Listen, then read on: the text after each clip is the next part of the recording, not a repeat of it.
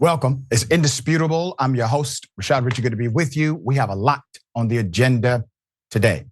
Breaking down news of the day. My contributor, none other than Sharon Reed, host, commentator, TYT Sports contributor all-star. Always fascinating to have her on the program. Top story of the day. Prosecutors have the cell phone evidence of Donald Trump and other White House staffers, key staffers, to be precise. Let's put up the picture full mass.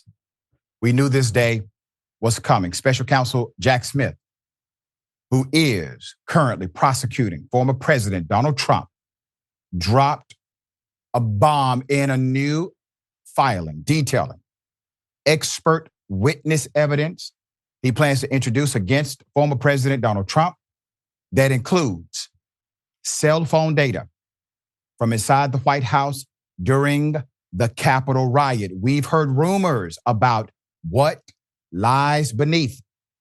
Those rumors will now meet truth. On Monday, Smith filed a notice detailing evidence he will introduce at Trump's trial on charges of conspiracy to defraud the United States, conspiracy to obstruct an official proceeding, obstruction of an attempt to obstruct an official proceeding, and conspiracy against rights. Keep up the picture. I want to explain why a prosecutor would submit a filing detailing what the evidence will show. It is because the evidence will show it. This is a manner of proclaiming evidence without providing the evidence in hand. Now, there is no circumstance where Jack Smith does not have the evidence. The evidence is absolutely there. The filing gives notice to the court that Jack Smith plans to call 3 expert witnesses to testify about the actual cell phone data from January 6th. Expert number 1 will testify about the location data. Now, you may say, well, why does he have to bring in an expert to talk about something that is pretty understandable by everyone? Text messages, data, cell phone location, cell phone towers. That's because the only way to introduce this as evidence, you have to then have someone basically verify, certify the evidence, attest to the evidence and its authenticity, and then explain, based on them being qualified as an expert witness, what the evidence actually is. It seems redundant, yes, but it is necessary under the rules of evidentiary process. All right, there's more. Expert 1 plotted the location history data for Google accounts and devices associated with individuals who moved on January 6, 2021, from an area at or near the ellipse to an area encompassing the United States Capitol building. Here's her testimony will describe and explain the resulting graphical representations of that data. And it will aid the jury in understanding the movements of individuals toward the Capitol during and after the defendant's speech. We're talking about when he animated the crowd. Expert number 2 will provide background on the first expert's testimony. Now, remember, an expert is able to be cross-examined. And it is proper to test the validity of their conclusions based on available data, based on contrary data inside of the industry. So I'm sure you're going to hear things like, well, isn't this data sometimes inaccurate? Is it true that this data has misled people in the past? These are things that are meant to create a level of doubt as it relates to the evidence and the expert witness. The government expects expert number 2 will testify about the process of determining the device location, the collection and use of location history by Google LLC, and location history data produced in response to a search warrant and included in the graphical representation prepared by expert 1. We're talking about movement. His or her testimony will aid the jury and understanding the movements of individuals toward the Capitol area during and after the defendant's speech. But it's the third expert who promises to introduce the most potentially explosive evidence. So expert number 3, skill, experience, training, and education beyond the ordinary layperson regarding the analysis of cell phone data, including the use of Twitter and other applications. That's a biggie. Other applications. Your text message is an app on your phone. Other applications on the cell phones. The government expects that expert 3 would testify that she extracted and processed data from the White House cell phones used by the defendant and one other individual 1, 2, reviewed and analyzed data on the defendant's phone and on individual 1's phone, including analyzing images found on the phone and websites visited found on the phone, determined the usage of these phones throughout the post-election period, including on and around January 6th, 2021. And 4, specifically identified the periods of time during which the defendant's phone was unlocked and the Twitter application was open on January 6th. Now, what do we know that's already part of the public domain? We know that as soon as Trump heard Mike Pence was not going to rip up the Constitution, when he heard that his Vice President Mike Pence was going to do what he is constitutionally and legally obligated to do, which is to sign the certification of the election. When he found this out, instead of trying to figure out, is his VP safe, he decided to go on Twitter after knowing they were saying, hang Mike Pence, and tell his mob that Mike Pence betrayed him. This is what we have on record. This is part of the public domain. And yes, that too can, and I'm sure will be introduced as evidence. Mike Pence himself may become a testifying witness against the former president of the United States. This is the way to prosecute. Unfortunately for Jack Smith, this case is already highly political because of the nature of the prosecution. Trump has this lock as it relates to his base in particular against truth. They are locked against truth. It doesn't matter what the truth is. Fake news, it is a hoax, it's a Russia conspiracy. All right, Sharon, hell of a thing. Text messages, I'm sure, websites, no telling what you'll find there. A whole lot is about to come out in this case. Yeah, and I'm just hopeful, Dr. Richey, I know you're probably going to put your legal cap on and say it's not going to happen, but I would like for the experts to go all the way back to 2013 with the dossier in Russia and the prostitutes. I just want to know once and for all what went down there, but I understand we're not going to go back 10 years or so. Look, this whole thing frustrates me. This is the way you do it.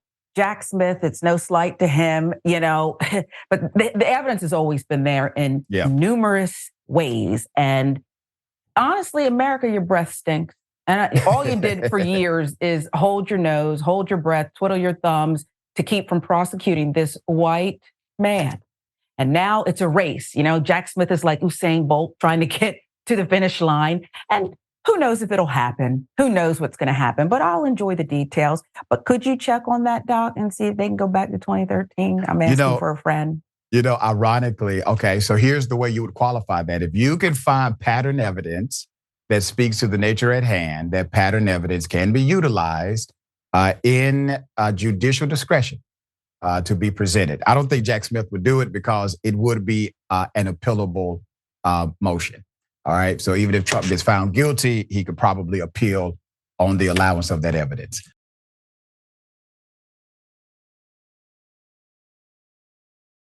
All right, Chase Bank, right? So imagine you go to Chase Bank, you just got a refund from the Department of Education. Why? Because 1, they forgave your loan, and 2, they said, and you know what? You actually paid too much money on the loan prior to the forgiveness. So we're going to give you money. We're going to give you over $5,000. That's a good day. Loan forgiven, $5,000 plus check. It's a government check. You go to Chase Bank. Chase Bank decides your check is fraudulent and decides to also shut down your entire bank account, which turns around your entire life in a significant way. Put up the picture full mass. This happened in Atlanta, Georgia. Miss Lois White had been forgiven her student loan debt by the U.S. government. Beautiful day for Miss White. And even issued a refund for overpayment, but that refund check has now created significant turmoil in her life. Speaking with Channel 2, consumer investigator Justin Gray, she said, quote, "I feel like a criminal, like I've done something wrong," end quote. Ms. White deposited the check for $5,298. She put it in her JP Morgan Chase bank account. Mobile deposit, same way I bank. Who has time to go to a bank every day? She planned to use the money to pay off bills. Instead, Chase put a fraud alert and hold on her check, and they also decided to shut down her bank account. Quote, apparently they couldn't verify this check was real, Ms. White said. Now, I want you to put up the Federal Student Aid Department of Education document. So as Channel 2 notes, White is one of more than 800,000 Americans who have been paying their student loan debts for more than 2 decades to get a letter from their federal student loan service provider saying, hey, you qualify for a one-time adjustment and forgiveness for the loan amount. Many also received refund checks because they overpaid. Ms. White said, quote, they sent me a letter in the mail saying that my loan was forgiven. So Chase eventually not only put a hold on the check, but locked up and then closed Ms. White's entire account, blocking access to her money. Even after Ms. White went back to her loan servicer to obtain written confirmation of the refund and proof of the loan servicer's copy of the deposited check, Chase refused to budge. She says, and I quote, I went to the branch. I gave them this letter, the letter you just saw. I gave them this check. I gave them my ID. I gave them my birth certificate, Social Security card, Ms. White said. Just hours after Channel 2 Action News reached out to Chase, someone from their executive office contacted White to say they are now researching the case. It took an entire news team to get involved, but someone at Chase to say we are now working on it. We are working with our customer and the United States Treasury to verify any funds she is due, the spokesperson said in the statement. But for now, Chase continues to hold Ms. White's money. She said, I'm devastated because I've always been able to pay my bills on time and handle my business. But I'm like couch surfing now, Ms. White said. Let's put up the pictures of the very rich men in charge of Chase. JP Morgan Chase Chairman and CEO, Jamie Dimon, and President and CEO, Daniel Pinto. Now, see, these cats are billionaires, actually, all right? They have a B next to their, well, let's just say assets and finances. And for some reason, this woman who simply would like her refund of $5,000, she just wants her money back. There's a problem. There's a delay. There's an issue. You all are a bank.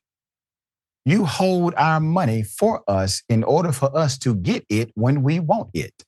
Okay? It's a hell of a thing. I want to make sure these men feel the pressure. This woman obviously is feeling the pressure.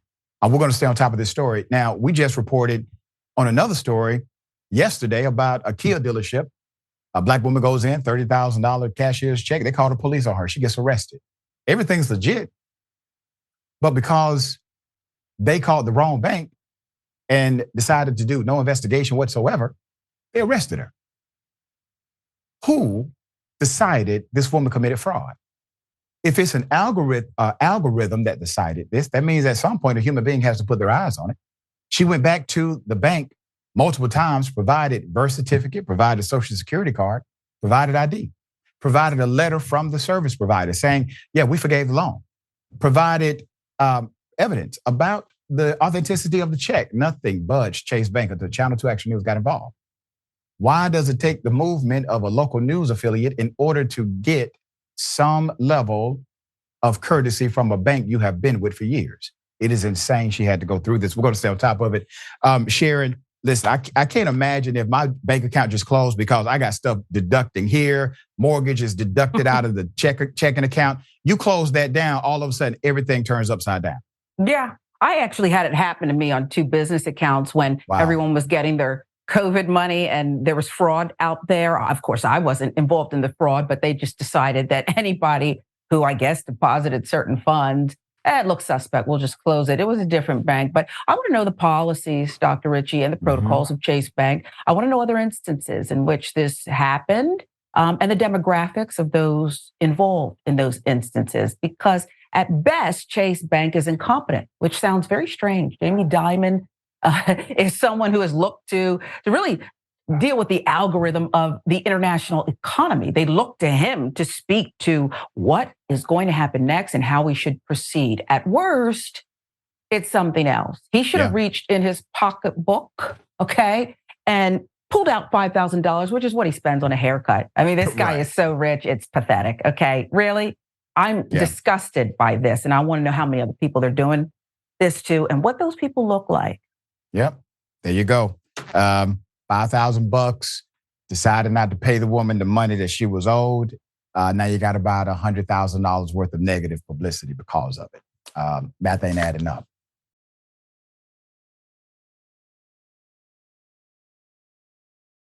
Ohio Republican Party.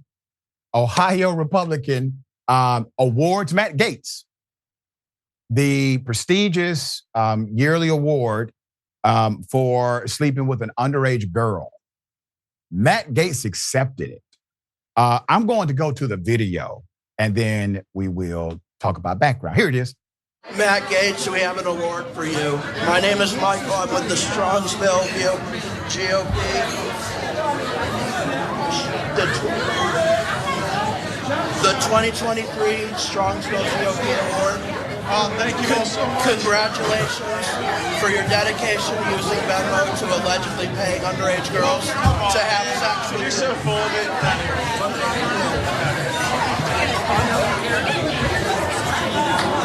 Thank you all so much.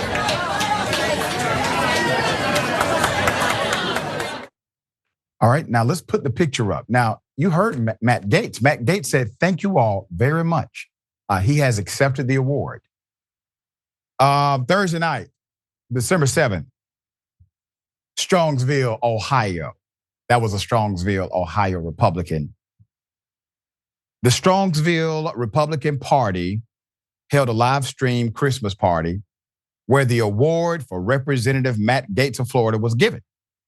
Video of the event posted by Cleveland Scene shows a Strongsville Republican acknowledgement of Gaetz was really an insult rather than an actual honor before he was, they say, escorted off stage. No, he was pulled and pushed off stage by a cop. Gaetz was presented with the surprise award for his dedication to using Venmo to allegedly have sex with underage girls. As the surprise attendee finished announcing the award, Gaetz interjected and security escorted the presenter from the stage and from the building, obviously. News recaps of the event failed to mention the incident. Instead, the local news focused on Gaetz' thoughts on Ohio's political landscape. The far-right MAGA rep, although investigated, was never charged with anything. The Department of Justice earlier this year announced it would not bring charges against Gaetz in connection with a lengthy sex trafficking investigation centering on his friend Joel Greenberg, who pleaded guilty to multiple counts of involving girls under the age of 18. Now, it is ironic to note that former Speaker McCarthy said that Matt Gaetz should be in jail for that offense, alleged offense, okay? But it was McCarthy who helped behind the scenes to get the committee to drop their ethics investigation, or at least to put a pause to it. There's more.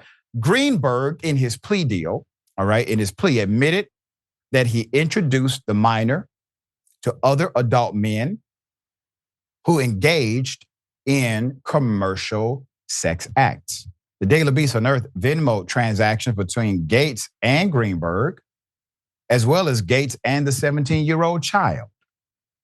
Gates has consistently denied any wrongdoing. He doesn't deny contact at this point, but he denies any wrongdoing, and DOJ prosecutors cited credibility issues with two key witnesses in their decision to not pursue charges. Now, let me also highlight that Gates, while under investigation, served on the oversight committee that provides the actual oversight and has a lot to do with the budget of the Department of Justice. Okay? That's your American democracy. All right, Sharon, thoughts here? Just as nutty as they want to be. And it just shows you that Matt Gaetz is just, he's not ready for prime time. I remember being an anchor in Ohio, Dr. Richey, and we had this very annoying restaurant reporter. And one day he showed up at a restaurant and he was going to give this establishment an F. They had been using a dirty broom to stir soup, if you can believe it. That's what they were doing. And the restaurateur had this sense to, when he offered him the reward, to say, I do not accept. That's what you say if you don't believe. I mean, we had him dead to right, but that's what you say. You don't thank people for an award that basically says, here's your commendation for abusing underage girls. Okay. Yeah. It's sick. Okay. No matter how shiny and hard and stiff the superhero hair is or villain, it's sick. Yeah. The man accepted the award. Now I have a local news question for you because you know their market. So they decided not to run the clip of that very controversial moment. Why do you think they decided not to run it? Because they're pro-MAGA. I mean, there's no reason. Either you're telling the story or you're not. Okay? Right, and that's either part of the story. You're not. Yeah. If it was Hunter Biden, they would have run it. Okay. Agreed. All right, we got more on the other side. It's indisputable. Stick and stay.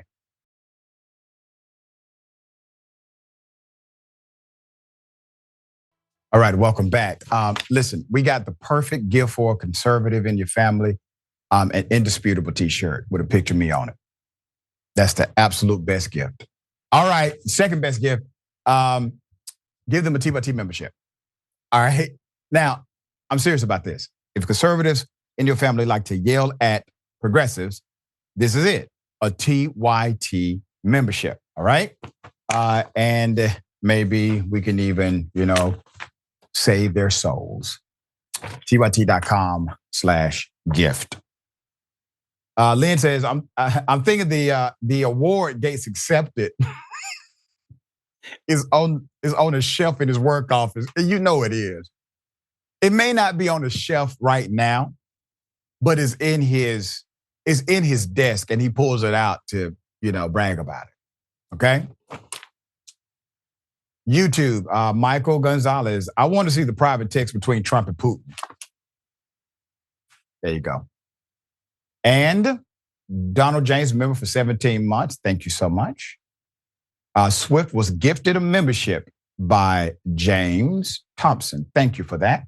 And to Twitch, Nightmare 316. I wonder if there's pics on these phones. You know it is. Good and damn well they got pics on those phones. Okay. Got something for you. Ladies and gentlemen, I wish Karen would. You want to call the police on them for having a barbecue on a Sunday. I feel free! Back off! I'm going to tell them there's an African-American man threatening my life. And this person just heard me speak Spanish, and she said, great, you're Mexican, right? Repeat what you just said. You have a problem when people speak Spanish in your country, right? Yeah. Repeat what you just said. It's America. What did you just say to me? You don't speak Spanish. What did you just say to me? What did you say to me? Country. Speak clearly what you said to me. Let me know what you said. You're racist. I'm speaking children. I have a child, and I speak Spanish to my child, and you have a problem with that? I told you. You have a problem with that, right? What I just said. You have a problem with it. I can speak Spanish to whoever I want to. we're free to speak Spanish wherever the heck we want. You are no one to tell me that this is your country. You're no one to tell me to speak what language because I know what I want to speak, and it's not my fault that you're not bilingual, and obviously you don't know Spanish. And I'm white and is that a problem to you? What I speak in? Is that a problem to you? It's a problem to you both that I speak Spanish? That's a problem to you, right? it's offensive that you use that bathroom when she's in a wheelchair. No. Your comment was racist and it had nothing to do with using the restroom. I hate Mexicans. It's true. Awesome. There it is.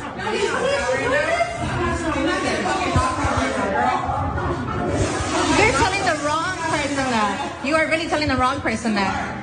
Regardless of me having a child or not, I'm at least showing my son boundaries that he can speak whatever language he wants also. So don't think that because I have a child, I'm not going to stand up for him or me. Being handicapped has nothing to do with being racist. Thank you. Yeah, both of these people have a problem with me speaking Spanish to my son. You have a problem. You have a problem with it, right? You have a problem with it? Yeah, you're telling that to a person with a whole bunch of Mexicans here, and you have no problem with that, right? Ethnicity runs deep in this bigotry. Put up the picture full mass. You have to imagine an individual who is so bigoted, or individuals who are so bigoted that hearing someone speak to their child in a foreign language sparks outrage and disdain from the person listening. That is extreme and chaotic dysfunction inside. Tú necesitas ayuda, Karen. You need help. And the reality of it is that this seems to be multi-generational between you and whoever that may be with you. At the end of it, it was discovered what we already knew. This came from a place of hate, not a place of patriotism or American pride. And by the way, America has no official language. You may want to look it up, understand the context of this country. All right, Sharon, hell of a thing. Thoughts here? Yeah, and you can't tell these two damn partial furries anything, okay? And I'm not fitting to argue with them in the bathroom. They got exactly what they deserved, okay? Yeah. I don't know why you're so involved in a mother's conversation with her child, no matter what language it is. Get lost, furries. Yeah, so insane. Okay, that's something for you. Double dose. You want to call the police on them for having a barbecue on a Sunday. I feel free! Back off! I'm going to tell there's an African-American man threatening my life. You're gonna kill me? I would love to. You would love to? Why? He's saying he's gonna kill me. You don't kick my kid's car. You just ran into it. I'm not even driving. Door. I'm not even driving. You! Look at this guy. You ran into my kid's car. I wasn't even driving. You got out and threatened me and said, "What are you gonna do, bitch? Get your ass out of here, or I kill you!" Your friend. Oh, get away from the car. Where's Kevin? Keep Kevin out. We do about it. Hey, you just call me a bro. I don't give a. You're fine. That guy's your problem. Racist. I hate everybody. I'm not racist. You're racist. I hate everybody. This guy Kevin call. This you're racist. It's cool. You're right. I did. You piece. You. What are you gonna do? He's not racist, according to him. However, he's using racial slurs. He says he hates everybody. Mr. Karen, you need a hug, sir. But it's far too late in your life to worry about that now. Somebody should have hugged you. Possibly would have made a difference. Here's what happened next.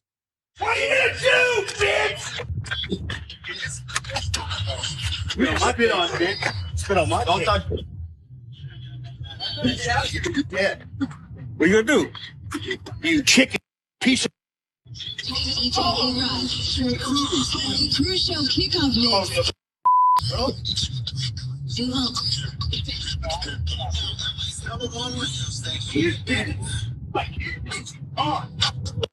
God.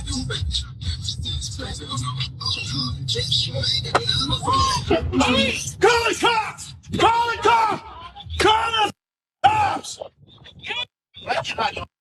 Call the cops! Get away from our car! Get away from the car!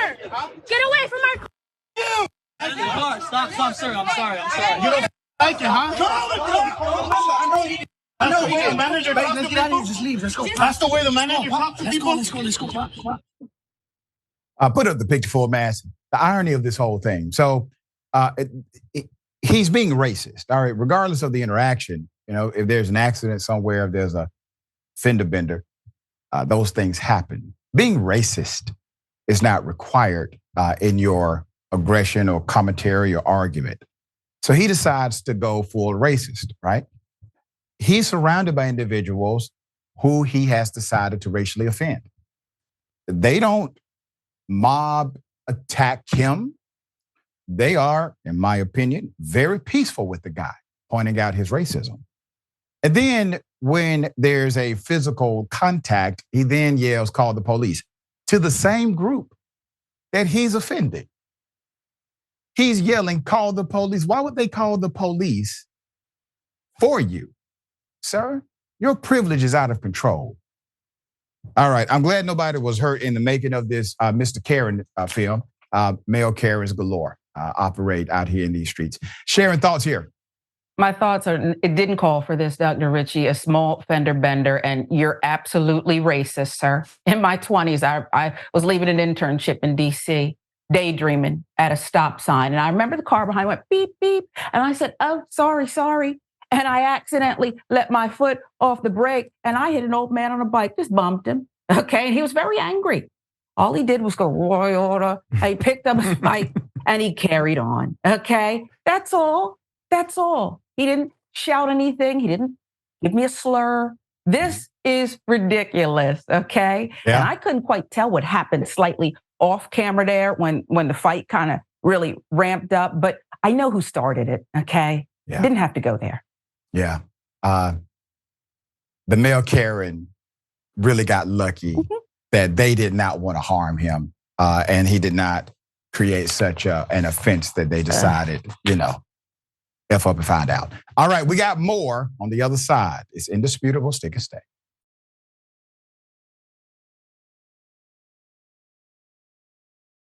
I looked up and Mickey Mouse can speak French, Spanish, and Turkish fluently. You're right about that. And yeah, this is interesting. Karen in the theme park bathroom, Swift. Did she wash her hands? You know what? Sharon, Swift has a point here.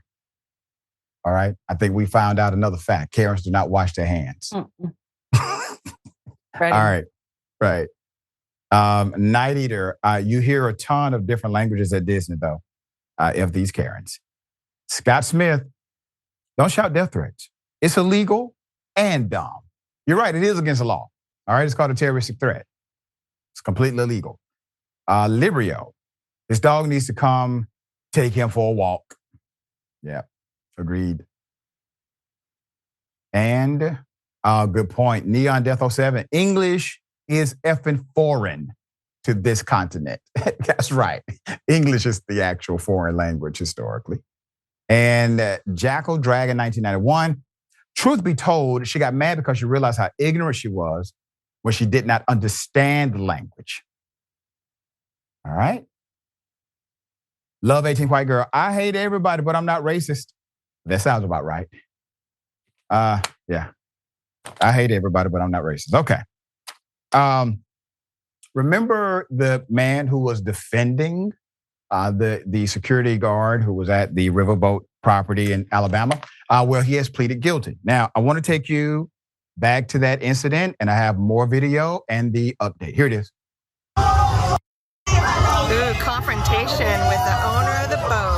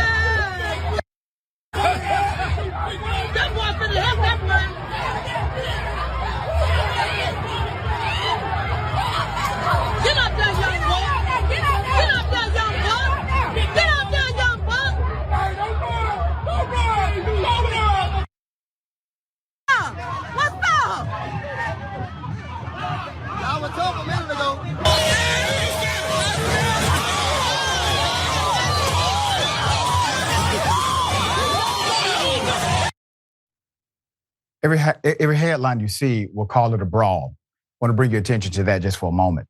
I want you to imagine a group of black males. They go to a predominantly white themed boat area and decide to engage in an attack against an employee doing their job. Do you think the headline is this was a brawl? No, it becomes an attack, right? So they attacked him. And the statute is under a law doctrine called in the defense of others. You are allowed to utilize physical force in the defense of yourself or in the defense of others, all right? Both are allowable under Alabama law. However, this man has now pleaded guilty for this action, as you see here. And it was popularized, obviously, on social media. Reggie Bernard Ray, seen wielding a folding chair as a weapon during the brawl in Montgomery's riverfront park in August, pleaded guilty on Monday morning to disorderly conduct in the incident. Now, naturally, this is a plea deal per se, because there is no guilty plea for the physical nature, which would have been assault, battery, etc. All right. So this is a disorderly conduct plea. Check this out. Lift every chair and swing up the sonic rings. Bring out them boys with thought and pause and things. Let Aquaman please rise straight from the watery tides. Swing that chair, full of the might of the ancestors behind us. Swing that chair. Lift every chair and swing till white racist ears do ring with the sound around. Find out. Put his picture back up. He has inspired an entire generation. Lift every chair and swing. Montgomery municipal judge, his name is Milton Westry, gave Ray a 90-day suspended jail sentence. That means he says 90 days suspended, go home. Okay, that's what that means. He suspended the sentence and ordered him to pay or perform 50 hours of community service and pay $357 in court costs. Ray, who was 42 at the time of the arrest, was one of 6 people charged in the incident, which drew national attention after cell phone video showed multiple white men attacking and beating a black co-captain of Harriet II riverboat during a dispute over the riverboat's landing spot on the dock. Ray's involvement came during a later portion of the fight. A deposition from the arresting officer said body camera footage showed Mr. Ray, who was black, striking a white male wearing shorts and no shirt several times with a folding chair. Another video shows Ray striking a white woman with the chair after she had been knocked down on the dock. That is not mentioned, however, in the deposition. Ray and his attorney, Virgil Ford, declined to speak with reporters as they left the Municipal Justice Center. Ray's case was the last of 6 to be resolved in court. 3 white males and a white female pleaded guilty in the case. All the charges were misdemeanors. In October, Richard Roberts of Dallas County pleaded guilty to 3rd-degree assault and was ordered to serve 32 days in jail, but was able to serve his sentence on weekends. Roberts apologized in court to the co-captain, Mr. Damian Pickett, in court, and a 16-year-old child that he hit as well. He was not charged with child abuse, however. Also in October, Mary Todd pleaded guilty to harassment. She received a 15-day suspended sentence and was ordered to complete an anger management program and pay court costs. Last week, Zachary Shipman of Dallas County and Alan Todd of Baldwin County, initially charged with 3rd-degree assault, actual assault, pleaded guilty to the lesser charge of harassment. Each received a suspended 60-day sentence and 12 months on probation. They were ordered to perform 100 hours of community service, complete an anger management course, and pay a $100 fine and court costs. As part of those plea deals, the court dismissed a 3rd-degree assault charge against Pickett. The incident started when operators of a pontoon boat refused requests from the Harriet II to move their boat from a spot where the riverboat, which was loaded with passengers, normally docks. After Pickett and another crew member moved the boat, an argument ensued and multiple white males attacked Pickett. Now, it's all convoluted. In my opinion, this was done completely wrong. Mr. Pickett should have never been even considered or investigated for anything.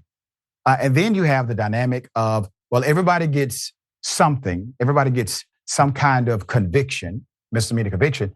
And then we're going to suspend the sentence. And we're going to make sure that nobody gets charged with a felony. All right. They wanted to not hold those accountable in the way that Black males in particular would have been held accountable the other way around. Everybody. If this was a Black male-led mob, they would have all been charged with felonies. Period. Day one. This would not have been simply a city issue.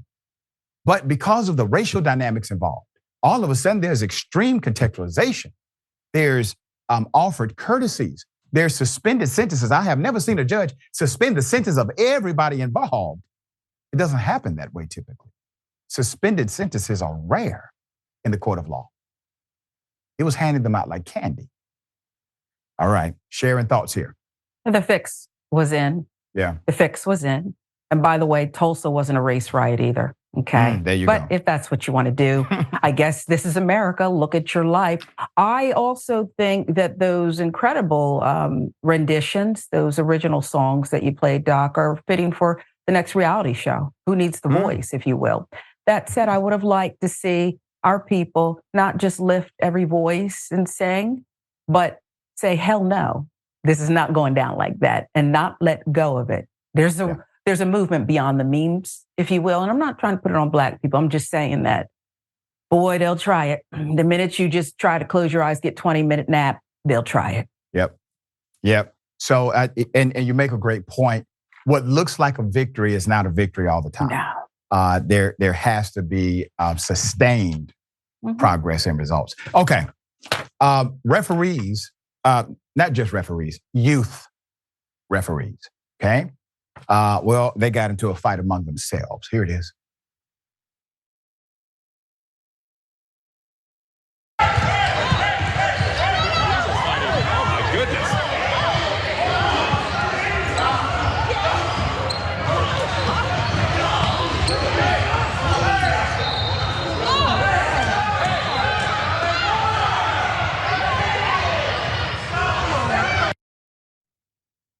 Yeah, that happened.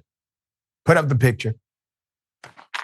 I don't know what I would have thought in my mind if I was playing basketball as a kid and all of a sudden I see the referees in a full battle on the court. This was at a Colorado youth basketball game. Video shows a group of youth basketball referees fighting.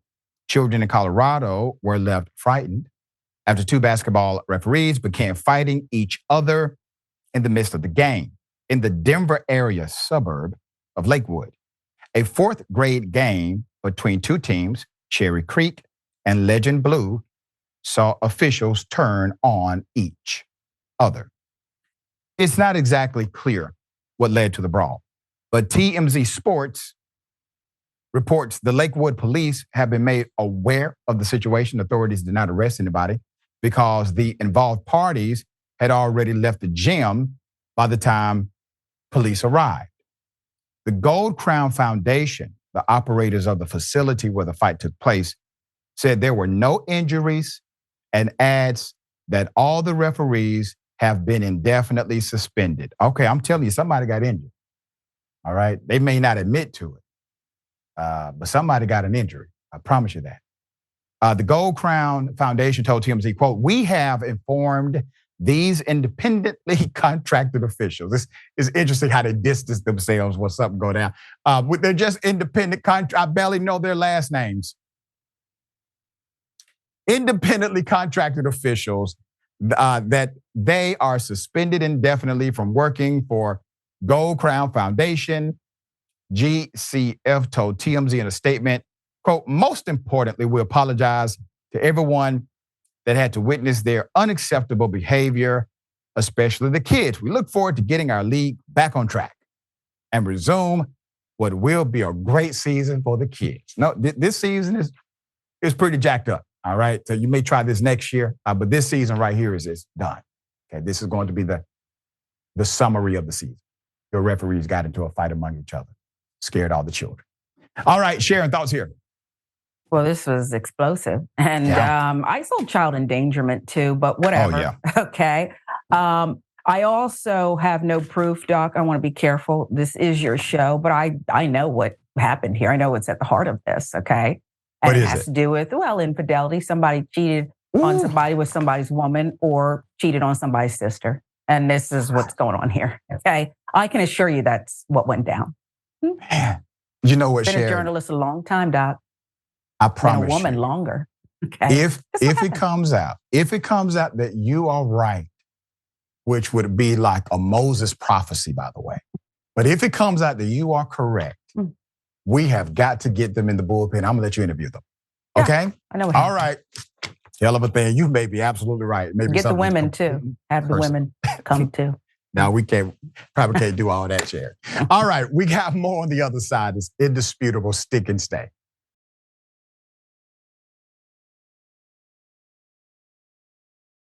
Carl Travis. That's crazy. Holy ish. They're supposed to be the cool heads in the game. Right. And it is a youth basketball game at that. All right. Example is even more required. Love 18 White Girl. Community service is going to be teaching Black youth how to swing folding chairs at the community center. Right. Neon Death 07. That's why I officiate basketball with a reputable organization. And I'm patched with holds me accountable as a referee. Yep. And then Tech nauseated. Who referees the referees? That's what Sharon and I was saying during the break. Like, who's supposed to now get involved when they are the authority? Okay. Take it to the palace next. Right, there you go. This is a hell of a thing. According to an allegation, the FBI seized $86 million in cash, a bunch of expensive jewelry, and did so without legally having clearance. Let's put up the pictures full mass. I'm going to give you the allegation, the background, and the foreground. So this is in Beverly Hills, California. An FBI raid in which tens of millions in cash, jewelry, and other valuables were seized. This was from a security box. Lenders, they're being criticized as engaging in egregious civil asset forfeiture after those lenders were never charged with a crime at all. We've talked about this a few times on the show. The actual seizure happened at a safety deposit box business called U.S. Private Vaults. This was March 2021. After securing a warrant from a judge, the FBI took roughly $86 million in actual cash, as well as Cartier bracelets, Rolex watches. The business owners ended up pleading guilty to money laundering. However, the safe deposit box holders, who were patrons of the business, were never accused nor charged with the crime per Fox News. Now, we all understand how a safety deposit box works. There's a company that owns the physical structure. That company is in charge of maintaining things like security of the product, sometimes the temperature requirements of the product, and entry to the product, right? Very simple. That product can be cash. It can be expensive jewelry. It can be something that is sentimental to you. That doesn't mean the facility owns it. They are there to hold it. That's the nature of the business, right? Additionally, the warrant agent secured only authorized the seizure of business computers, money counters, and surveillance equipment. The FBI never let the judge in on their plans to take the money or other belongings worth more than $5,000. So now several individuals are accusing the agency of putting the cart well before the horse, seizing their valuables without probable cause. They have filed a class action lawsuit against the federal agency to retrieve their property. I'm going to get into the background of this in just a minute as far as civil asset forfeiture. But think about how simple this actually is. This is simple. That's the reason the judge did not sign off on them seizing the material like watches or money or cashier's checks, right? Because the judge knows the people you're investigating, they don't own these things. The people who do business with them should not be subjected to having their things taken. This is not complex law here. The judge was correct on scope of warrant, all right? There's more. Civil asset forfeiture allows law enforcement to take property, to take cash, but they have to believe it is connected to an actual crime, leaving the property owners responsible for proving in court that their belongings have no criminal links. Agents seized around 1,400 deposit boxes used by individuals that federal court documents characterize as unsavory characters to store criminal proceeds. However, the warrant that the judge signed, okay, this is how it works. The warrant that the judge signed only allowed agents to seize safety deposit boxes and keys to inspect the contents of the boxes in an effort to identify their owners so that they can claim their property. That warrant did not authorize a criminal search or seizure of contents of safety deposit boxes. Despite that, a federal judge ruled that agents did not exceed the warrant's parameters. This is completely the wrong ruling, in my opinion. Did not exceed the warrant's parameters, even though attorneys for the plaintiffs demonstrated the government, quote, had a dual motive in inventorying and the contents of each deposit box. The case was heard in an appeals court this week, and a panel is expected to make a ruling in a few months. We hope they make the right one. The Institute for Justice reports that in the 2 years since the raid, some of the plaintiffs' belongings have been returned to them, but not everything is accounted for. Attorneys argue that the government violated their client's Fourth Amendment protection, that's right, from unreasonable search and seizure, and their Fifth Amendment protection from having property taken without compensation. And naturally, if you're going to take freedom of property in the United States of America, you have to engage in a process called due process. So based on some arguments that have been unsuccessful, based on some arguments, the entire doctrine of civil asset forfeiture is unconstitutional. It takes your property away without the benefit of due process, making it de facto a constitutional violation. That's an entirely different argument. But this was a simple one. All right. The judge signed the warrant based on normative law. However, it was executed based on an expansion of that law.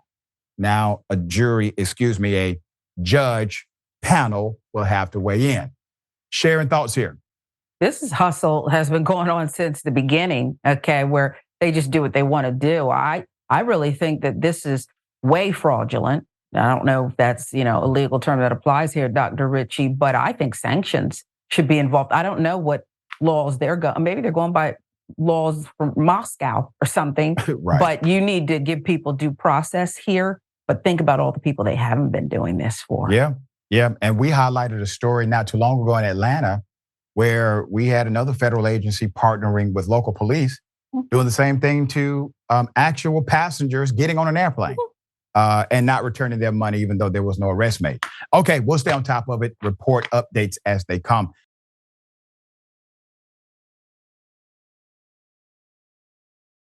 A hell of a thing. No charges in the death of a man who drowned in a police chase. Family not happy about this. Put up the picture full mass. I'm going to give you the background.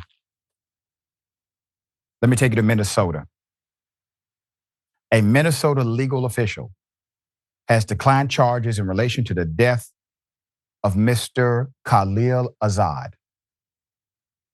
Here's what happened. July 3rd, 2022. Mr. Azad was in his vehicle, speeding away from the police. This was at a traffic stop. He started to drive in the wrong direction and eventually crashed. All right.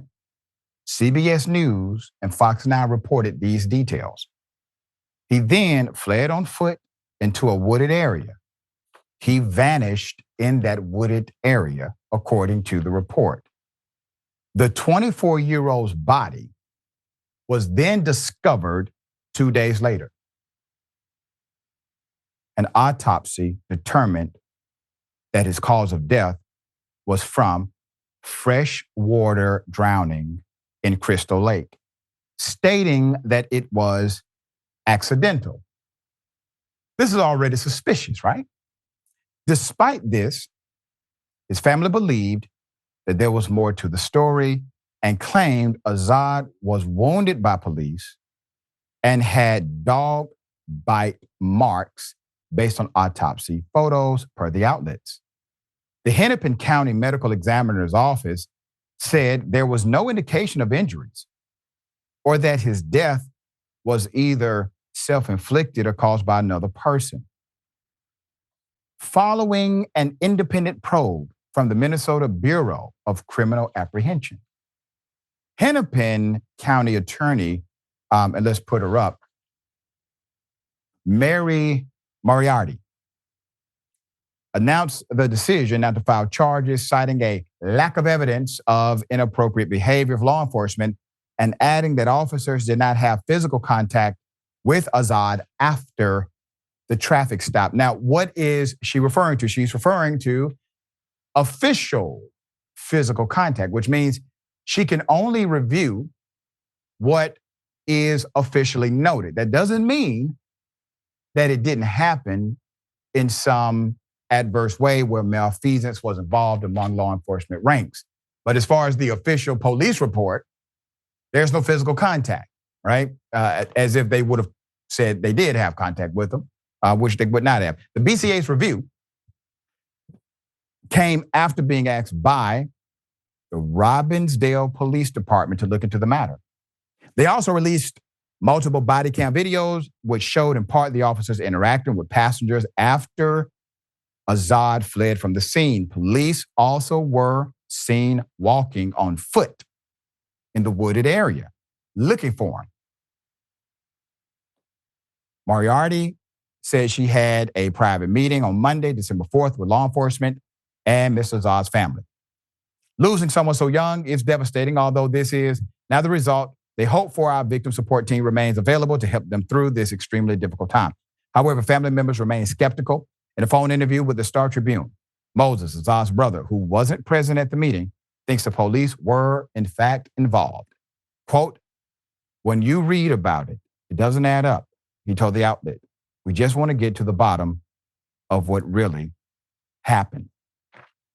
In times like this, when you have a prosecutor that has decided to close a case, you have law enforcement who has decided not to engage in an exhaustive and credible investigation, and the paperwork trends to the narrative presented that seems questionable, families, and I'm saying this in general terms, families are encouraged to get an independent autopsy done outside of the scope of the government.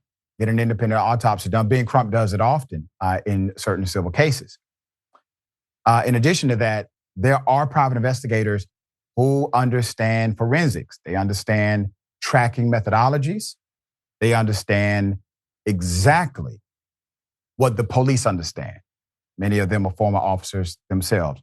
But forensic science can help, but you got to get an expert involved. This does become cost prohibitive for many.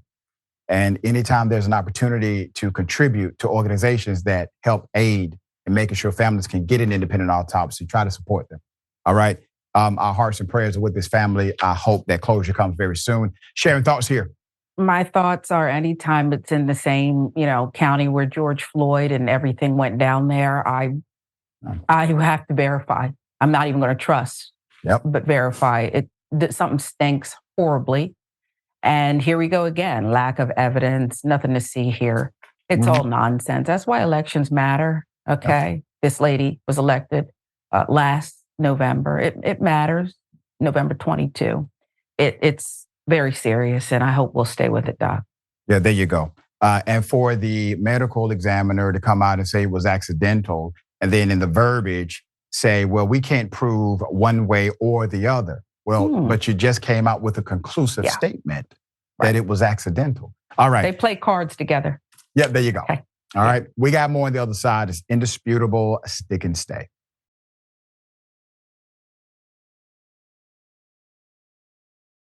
All right. Welcome back. We got a lot of show left.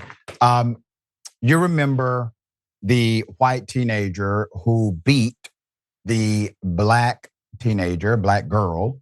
It went viral. Everybody is now speaking out. The father is upset. The father of the white teen is not happy. All right. So let's put up the picture, full mass here. And this was one of those videos. Obviously, when you looked at it, you saw the racism, you saw the anger, you saw the heartlessness.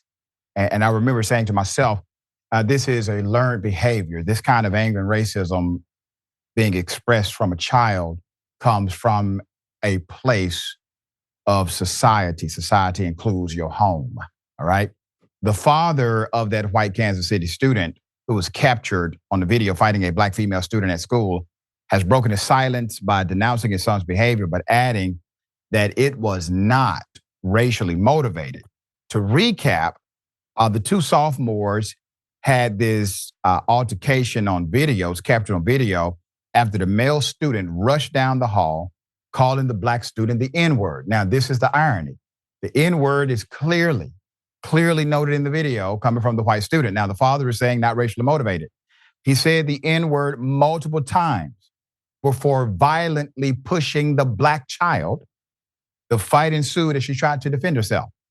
Nicholas Rosalie shared his feeling with KMBC days after his 15-year-old son, Nick, was charged with aggravated battery for the incident at Shawnee Mission East High School. So the dad of the alleged racist teen told KMBC, quote, "I'm upset. My son hit a girl. That's one.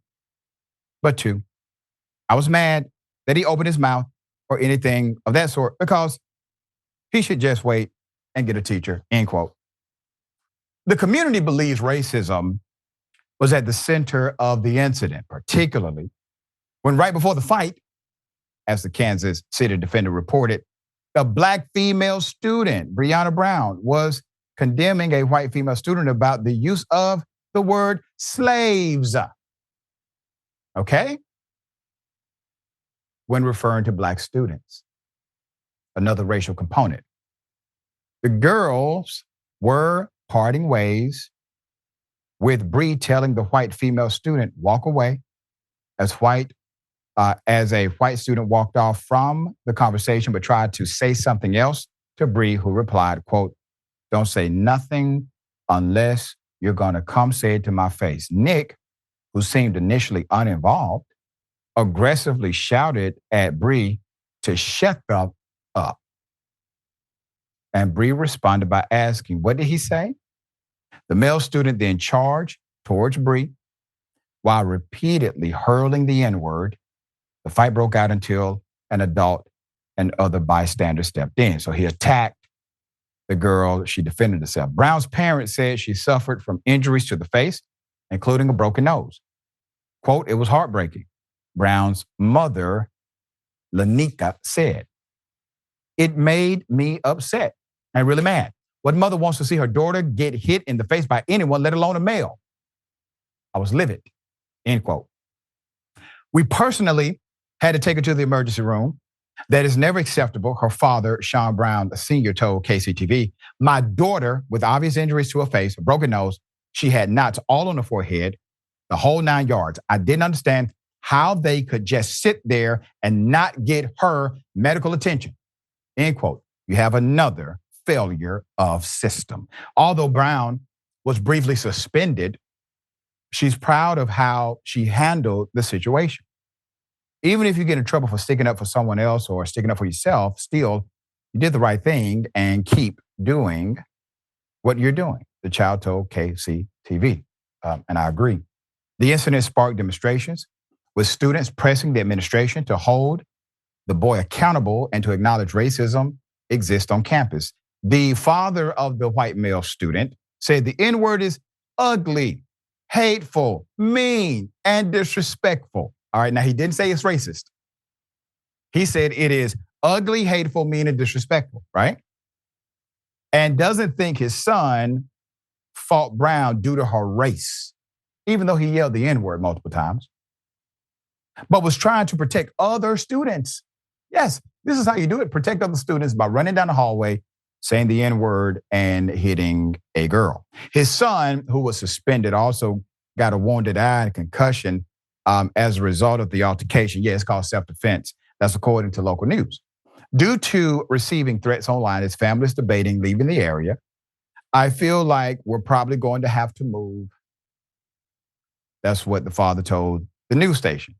How is he going to go back to that school, according to the reports? The son is now placed in protective custody at a juvenile detention center and has an upcoming court appearance. Let's put a picture of the father back up again. Yes, sir, you are correct. You probably don't want to bring your child back to that school. But let's go to the cause, because we're right now dealing with effect. Effect is the fact that your child did what he did. Cause. Could it be that you are part of the cause, sir? If you're a decent human being, hear me out. Your child said the N-word multiple times. Your child hit a girl, yes. You acted as if you teach him to do contrary than that. Your child was defended by you on the news station, was defended by you even though he used the N-word, viciously attacked another student, a female student at that, unprovoked physically. And you are defending that he's not racist. Sir, you're not defending that your son is not racist. You're defending that you're not racist. Where do you think he learned it from? What do you think he gets the protection from when he engages in actions like that? You don't get more blatantly racist than yelling the N-word and hitting a black child over and over again. Sir, if that's not racist, if you don't believe that's racist, there is nothing else that will convince you that you are starting to raise a young version of yourself. All right, Sharon, thoughts here. He is indeed raising his mini me. And the father's real angst here is that his son took the image outside of the house. This is something that is free flowing inside the four walls. But now that it's become viral, and Dr. Richey, you're talking about it on your hit show, it's a problem. I believe they should leave the area and perhaps relocate to Harrison, Arkansas, known most recently as the most racist city in America, because they'll be fine there, or at least have a better opportunity not to be triggered by black people breathing. Yeah, I mean, hell, he could become mayor. Could be. Yeah. Promising All right. future. Yep.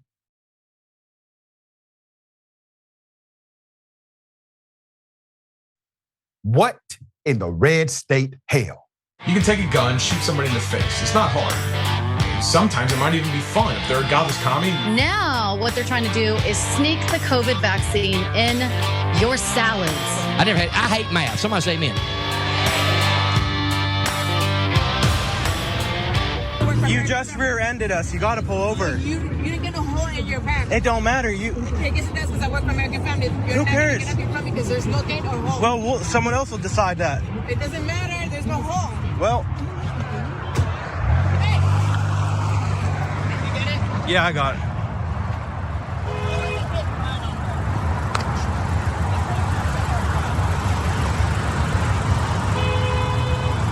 There she goes. Ma'am, you say you work for an insurance company. I don't know why you said you work for an insurance company.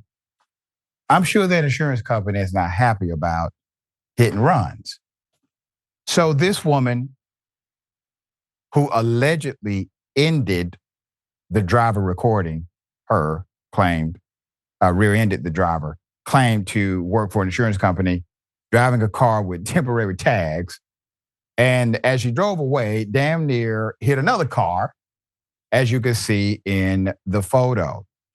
Let me tell you why this is a real what in the red state hell.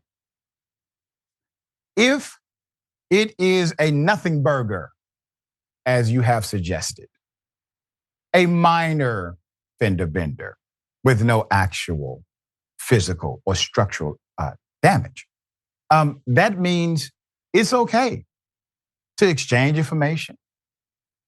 Call the police if you choose, but at least exchange information.